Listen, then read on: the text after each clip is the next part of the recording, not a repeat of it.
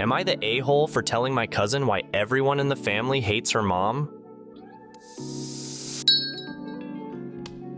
So yesterday, my male 28 cousin celebrated her 18th birthday. This time, because she's an adult, she was in charge of her own guest list when it comes to family members, so I was the only family member she invited. We've always had a great relationship. I wasn't aware of this when I got there, so I asked her why she didn't at least invite her grandparents. Her answer was kind of obvious, because everyone in the family always treated her mom like shit. And since her mom said she doesn't have to invite everyone in the family this time, she chose not to. What I didn't understand, though, was why not our grandparents? They always treated my cousin great. She then said the following: yes, they gave her nice gifts, but they always talked down to her mom and didn't help her out when they struggled financially. My aunt's a single mom, dad never paid child support, and she also had a lot of debt. Well, it was kind of obvious she still didn't know the truth, so I figured she's old enough, legally an adult. And if she goes no contact with our grandparents, the truth will come out eventually. They're planning on paying for her college. So I might as well rip off the Band-Aid now. So I told her why her mom was ostracized by the family. My aunt was the youngest of 5 children. Being the youngest, she was always doted on. My grandparents are hard workers, still didn't retire in their 70s. They put all their kids through college. When my aunt used her college fund to start a bakery, instead of cutting her off like they threatened to do with the other kids, they actually were happy for her and supported. Obviously, this strained the relationship with the other siblings, but they still loved each other. Now, initially, the bakery was a success. I'm not too aware of all the details either. What I do know is that come the 2008 financial crisis, things weren't looking too good, and to avoid bankruptcy, my aunt took loans from some loan sharks. Long story short, it wasn't pretty, and my family had to go through some difficulties to help out my aunt. The police also got involved. After that, the relationship between siblings got incredibly strained. They really wanted nothing to do with her. And my grandparents decided that my aunt would have to figure out how to pay the remaining debt to banks, not the sharks, herself. But they always treated my cousin properly. After telling her this, my cousin froze. Her first reaction was to go ask her mom, hoping it wasn't true.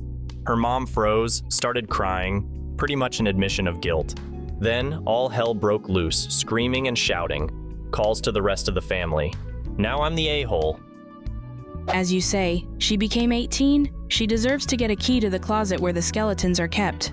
Sure, people could argue it was not your secret to share, but the hell with that. She was making big decisions about her own life based on disastrously incomplete information. Someone had to tell her, but people do tend to shoot the messenger, and the timing was unfortunate. Not the a-hole. Your aunt is the a-hole for not telling her daughter the truth and not stepping up herself to work more and support her own daughter. She could have gone after deadbeat dad and instead kept relying on her parents to bail her out. But at some point, they didn't want to, nor should they have to. She's a grown-ass adult who chose to have a child. You were being factual, and you're not the a-hole. Sometimes you go after the absent parent for child support, and they make themselves disappear, or they become underemployed to avoid paying the support. It's always the absent parent's fault for not being responsible for their children, not the parent that stayed. Not the a-hole. A couple years ago, my husband's sister's ex-husband finally told me some family secrets and why the entire family hated me. Honestly, best thing that could have happened. The truth set me free. I am forever grateful to him for finally telling me. Everyone sucks here. You shouldn't have told her all of this at your cousin's birthday party. As her cousin, it's okay that you told her about past family history, but you need to couch it. It doesn't sound like your aunt is a terrible person, but rather did something dumb, and the family bailed her out. Your family needs to get over it. Someone was going to tell your cousin all of this eventually. It was going to come out. You might have been the a-hole for bringing this all up again, but you weren't the really trigger here. Your cousin not inviting her grandparents to the party was, and you took it upon yourself to give your cousin the information that was missing. Stuff that gets covered up doesn't get healed. Am I the a-hole for not letting someone switch seats mid-flight? My wife, 36 female, and I, 34 male, were flying back from Dublin to Washington, D.C. We were assigned the middle and window seats in a row. The aisle passenger no-showed, so we ended up having the entire row to ourselves. Huge win. Before leaving the gate, I moved to the aisle seat and my wife stayed at the window. Nothing eventful happened for the first 4.5 hours of the flight. FAs were amazing and even gave us extra drinks for the guy in the middle. Randomly, the passenger from the aisle seat across from me comes over with her friend who was sitting a few rows back and announces that her friend would now be taking the middle seat to get away from a crying baby further back. She did not ask. She told us this was happening. There were about 3 hours of flight time remaining. I asked the woman whether the flight attendants are on board with this. She said yes, but since these deals are usually brokered by the FA, I called over AFA. The FA said the agreement was that they could take an available aisle seat, but could not disrupt anyone's seating arrangements. The woman then starts bitching about how I was assigned the middle, but then moved to the aisle before takeoff, so I shouldn't even have that aisle seat. I had been sitting there for almost 5 hours, and we had already distributed our items all over the row. The woman and her friend disappeared to talk to another FA for about 5 minutes. The woman across the aisle then comes back to her seat and proceeds to yell at me, saying that her friend would not be sitting there. Not because she was not allowed to, but because I was so incredibly rude, and that I was a fucking a-hole. I kept my eyes on the show I was watching. The only thing I did this entire time was ask to talk to the flight attendant. I did not say anything else to this woman, though I would have liked to. Am I the a-hole for not volunteering the middle seat mid-flight?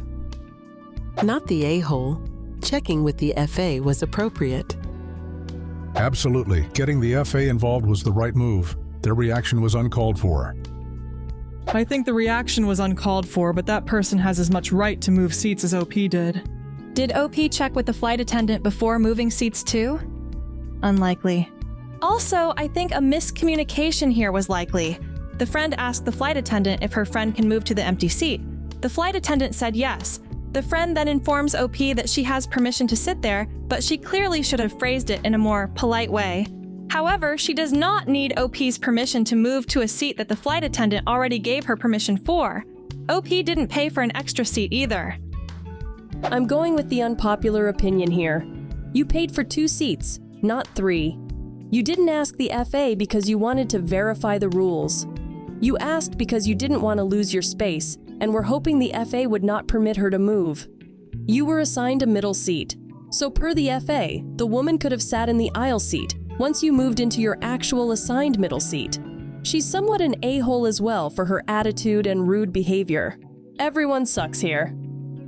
I keep wondering what one is supposed to do with empty seats one didn't pay for, but somehow they are unoccupied. Heroically keep oneself confined to the seat one paid for? Everyone sucks here. They should have asked politely, but you paid for 2 seats and had the benefit of 3 for most of the flight. And you were not actually entitled to hog all 3 seats while somebody else suffered. It would have been fair to decide which of the 3 seats you would let her have. But refusing her a seat because her friend was rude was an a-hole move. And the flight attendant shouldn't have let you do that. No. Kindness goes a long way in life. If I'm met with instant hostility, I am far more reticent to help. I'm sure if the person politely asked the OP if they could have 1 seat and explained why, they would have been far more helpful. Being a dick to others shouldn't be rewarded. What do you think of these stories? Leave a comment and subscribe to the channel to see more interesting videos.